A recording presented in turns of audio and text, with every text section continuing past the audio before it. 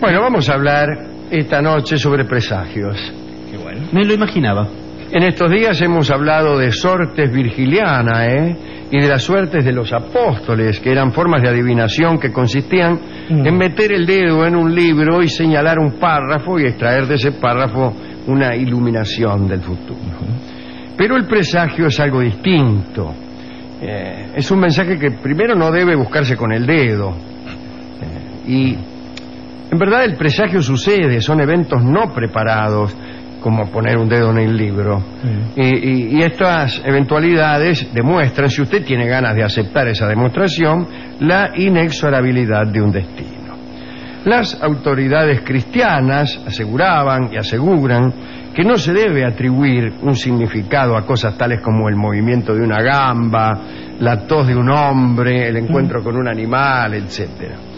Pero en realidad esos eran consejos clericales de los cuales muchos no hacían caso. En la Edad Media, digo como ejemplo, los viajeros al ver pasar de izquierda a derecha una corneja graznando, esperaban hacer un buen viaje.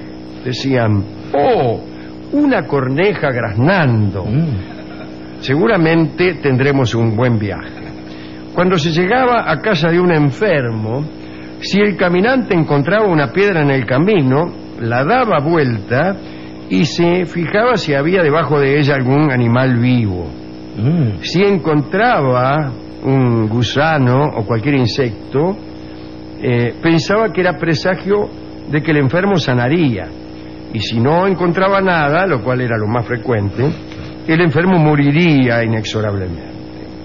Tal vez por eso la mayoría de los enfermos de la Edad Media morían.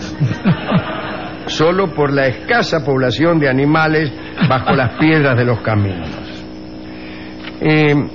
Incluso los médicos, antes de estudiar medicina, preferían repartir insectos bajo las piedras de los caminos que conducían a las casas de los enfermos.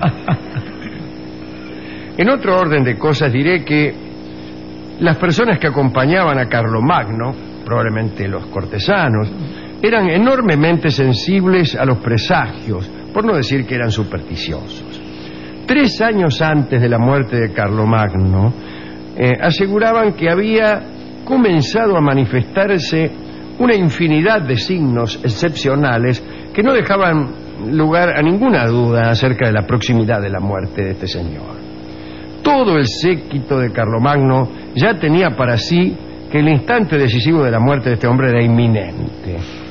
Parece que apareció primero una mancha en el sol, un pórtico que se había derrumbado les dio a entender también la inminencia de la muerte, se había incendiado un puente en Maguncia, hubo un accidente de equitación, una inscripción honorífica se había borrado.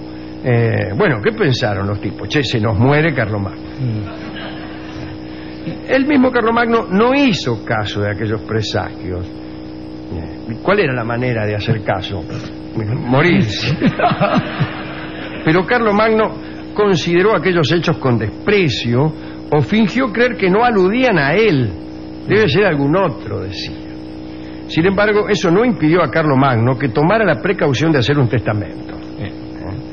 Poco después de todas estas señales, casi como certificando la perspicacia de algunos, Carlomagno murió. Lo que no se dice es si aquellos presagios continuaron después de la muerte de Carlomagno. Claro. Digamos, continuaron como un énfasis superfluo. Para garantizar que estaba muerto y que no iba a volver nunca más. En todo caso, la gente empezó a no prestar atención a aquellos presagios, o postsagios, serían en este caso. Bien, otra cosa que anunciaba la mala fortuna en la antigüedad eran los tropiezos.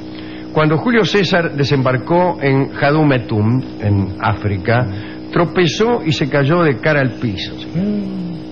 Se produjo al respecto un intenso debate entre los generales para saber si aquello era o no una señal de que se avecinaban días nefastos. Finalmente decidieron quedarse en Egipto. Y no les fue tan mal porque conquistaron el país y destronaron a la dinastía de los Ptolomeos. Mirá si no se hubiera caído, decían algunos, ¿no? Bueno. Otro tropiezo inicial fue el de Guillermo el Conquistador, cuando saltó a la costa inglesa, Sí, señor. allá en 1066, Antes de Hastings. ¿sí? Y se cayó de trompa al suelo. Todos dijeron que era un mal presagio, pero Guillermo tranquilizó a sus tropas diciendo que había decidido tomar aquella tierra inglesa con la frente y ambas manos, y que por eso se había caído. Sin embargo, un poco más tarde, Guillermo volvió a caer de su caballo, y muchos que se enteraron del proceso, y que se habían enterado incluso indirectamente, ¿no?, dijeron que esa era una mala señal. Pero bueno, esta vez tuvieron razón. Incluso cuando todavía estaban comentando lo mala que era aquella señal, vino un mensajero a decirles que Guillermo se había muerto. O sea que ya ni siquiera era una mala señal.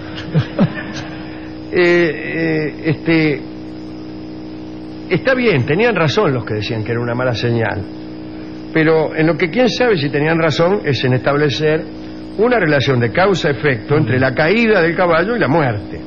Tenían razón diciendo este se va a morir, sí, porque se murió, Bueno. pero no se va a morir en virtud de la influencia de las caídas del caballo sobre el futuro. Convengamos que un tipo que cuando se embarca se da de trompa contra el piso y después sube al caballo y se cae, se va a morir cualquier día de esto, van a decir. Sí, Solo por pero torpe, se va a morir porque se va a romper la se cabeza. va a romper la crima en Claro. el castillo, claro.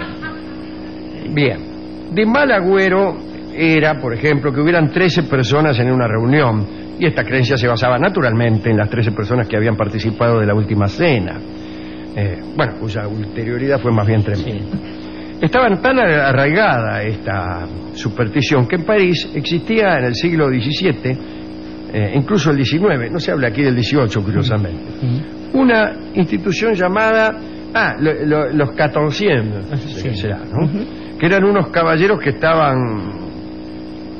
atendían de 5 de la tarde hasta 9 de la noche, vestidos y dispuestos para ir a cualquier cena donde hubieran quedado 13. Buenísimo. Entonces los llamaban a estos tipos, lindo laburo, ¿no? El penado 14, Y le decían, miren muchachos, somos 13, mándenme uno, y mandaban justamente al décimo. el 14 sería en castellano. 14, ¿no? Y eran personas de mucha experiencia, buena presentación, y sí, cualquier reunión pagabas un poquito, ¿no? Pero bueno. Otra creencia. Creían que el estornudo era presagio de muerte. Dicen que la costumbre de contestar al estornudo ajeno con un buen deseo, por ejemplo, salud, Jesús, o qué sé yo, nació por lo siguiente.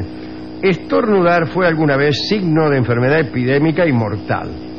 Parece que en tiempos del pontificado de San Gregorio, el aire estaba lleno de una podredumbre tan nociva que el que estornudaba moría inmediatamente, moría. Por eso el Papa estableció una forma de rezo que se aplicaba a las personas que estornudaban para prevenirla de los efectos fatales, ¿no? Hay otra historia rabínica que es mejor. Esta historia cuenta que Yahvé ordenó poco después de la creación que todo hombre vivo debía estornudar una vez en su vida, y que al instante siguiente de ese estornudo su alma debía partir sin demora. Es decir, el que estornudaba moría. Está bien esto porque además el origen es egipcio, si no me equivoco, Alejandro. Dice el origen, perdón. Debe ser egipcio. Los egipcios creían que el alma, el Ka, sí, estaba sabía. dentro, y por eso Sí, se tapaban la boca para bostezar, Sí, y qué sé yo. es verdad. Se ponían los dedos en la nariz para simular, para demostrar que estaban pensando en relación con Una de las almas era. El En Ka, el doble realidad, también. creo que eran 7 u 11 las luces. según si fuera cancha chica o cancha grande. Parece que a Jacob no le gustó esta forma tan precipitada de dejar el mundo, y le pidió a Dios el favor de que los hombres fueran exceptuados de aquel único estornudo mortal, y que pudieran hacerlo tantas veces como quisieran sin caer redondos. El ruego fue oído, y desde entonces las personas estornudan sin morir gracias a Jacob.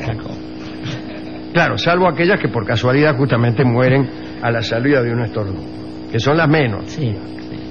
Según algunos, entonces no fue Gregorio el que puso el deseo de salud ante el estornudo, sino que quedó instituida la costumbre ya desde los tiempos de Jacob. Digamos, para terminar, que Napoleón era experto lector de presagios. Cuenta Constant, el mayordomo de Napoleón, que Bonaparte cuidaba con celo extremo los espejos, y especialmente aquellos que se trasladaban en sus campañas. Los cuidaba para que no se rompieran, naturalmente, puesto que estaba convencido de que un espejo que se rompe es ciertamente un mal presagio. Entonces se hacía llevar los espejos en el mismo carro que viajaba él para que los cuidaran tan prolijamente como se lo cuidaba a él. También mandaba a soldados a matar lechuzas para que su comitiva no se encontrara con lechuzones, ¿no?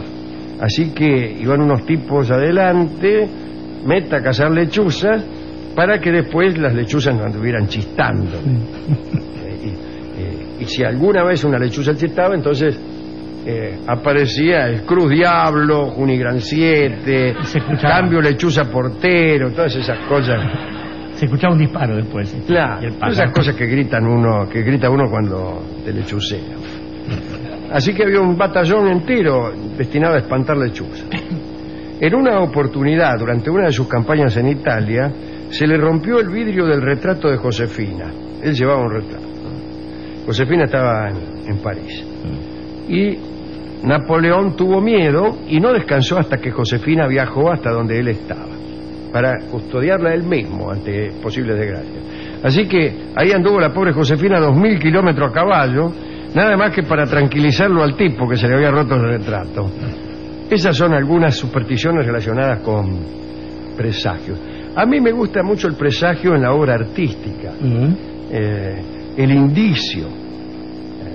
Sí, ese pequeño dato que hace navegar el aire lo que va a pasar, ¿no? Que empieza a leer un libro y sucede algo que debe alertarlo a usted, y que si no despierta su alarma, casi seguramente va a despertar su agrado cuando algo suceda y diga, ah, caramba, esta estrella fugaz que pasó en el capítulo 1 encuentra su explicación. Hará cumplir el deseo del protagonista. Exactamente. Él formula un deseo y este deseo cumple, y se cumple de un modo perverso y ominoso. Claro. Que es la manera que tienen los deseos literarios de cumplir. De cumplirse, contrariando la voluntad de la... Bueno, eso es un recurso literario estupendo. El presagio que el buen escritor hace de sus capítulos ulteriores. Claro, en el cine, en cambio, la cámara es mucho menos sutil.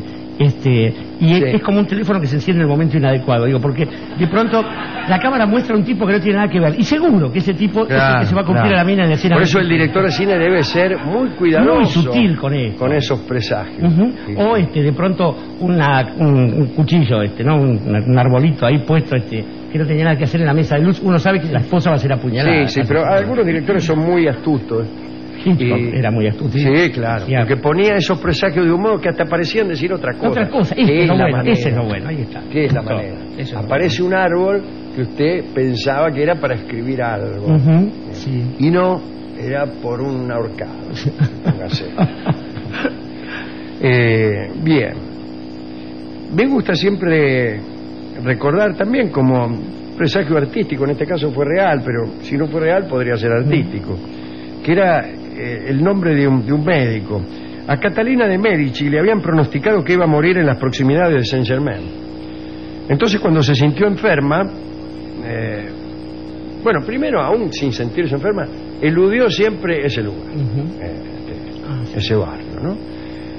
Cuando se sintió enferma, estaba muy lejos de Saint-Germain y se consideraba a salvo. Entonces vino un médico, la atendió, el médico la atendió como mucho afán, y ella le preguntó cómo se llamaba, y él le dijo, me llamo Saint-Germain. Si no Nevero... Ella murió. Esa es una manera correcta de hacer un presagio, y que sirve para el cine también. Sí, claro. Esto sí sirve para el cine, ¿ves? Sí. Usted va a morir cerca de Saint-Germain, el doctor la tiene, ¿cómo se llama usted? Saint-Germain, señora. Sí. Es difícil. Bueno, los sufíes tienen mucha de esta cosa de eludir algún presagio, que en general tiene que ver con la muerte, diciendo usted la muerte la va a encontrar en su casa, y el tipo se escapa de Bagdad y se va, y bueno, si justo le regala una casa, el tipo revienta como arpa vieja. Acá hay una salvedad que me gustaría hacer, antes de pedirle su dedicatoria, que es que el presagio en las telenovelas en episodios no sirve. Porque el presagio tiene que estar dentro de una misma jornada. No puede permitir, usted no puede suponer que el espectador se va a acordar de un decir sobre Saint-Germain ocurrido hace 5 meses. No, pero sabe que para eso se ha inventado un segmento de la televisión que es escenas del próximo capítulo preview, y del capítulo anterior, claro. que dura media hora además, ¿no? Sí. Y ahí Claro que en algunos casos es todo lo que hay. Son 2 capítulos solos. A mí me gustan esas que duran así. Pero pensando en las dedicatorias, Alejandro, me estaba acordando de un verso de nuestro querido amigo Thomas Eliot, que dice, el chivo tose en el campo, allí arriba, el chivo es el demonio, y las señales se toman por presagios, o por milagros, dice después, y pone el presagio en la categoría del milagro, y está bien esto. Está bien, claro. Porque el presagio, cuando es de un orden, interesado en ciertas realidades, sin ir más lejos, miremos la Argentina, que está llena de presagiadores que se tendrían que haber escondido y ahora son candidatos a presidente, por ejemplo. Pero bueno, digo, tiene una carga que solamente puede ser alimentada por la condición mágica del que la emite. Un buen presagio es el del emperador de la China, que era el único que podía predecir el futuro. Un buen presagio es el del Cristo, cuando está manifestando una voluntad superior y después se cumple, naturalmente. Para el resto creo que se ha inventado otra cosa mucho mejor, que es la promesa. En ese caso, uno lo que hace es comprometer su palabra, y con su palabra, en eso le va la vida también para cumplir aquello que dijo. No sea cosa que después, cuando lo escuchen decir una cosa contraria a la que habían escuchado, alguien se pregunte, ¿tal vez será su voz? Pero tal vez era su voz también, es un presagio. Sí. Canta Libertad Lamarque el tango que se llama Tal vez será su voz.